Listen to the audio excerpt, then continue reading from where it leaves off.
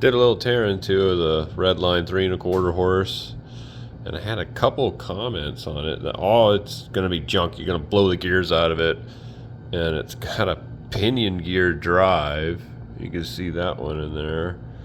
It goes to this, and it's never been used, so it's beautiful. And flip her over, and the oil pump hooks to the back.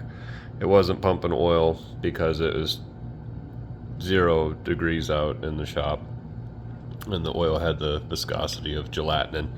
I think one of the harder parts is going to be for the saw is this tapered bore driver.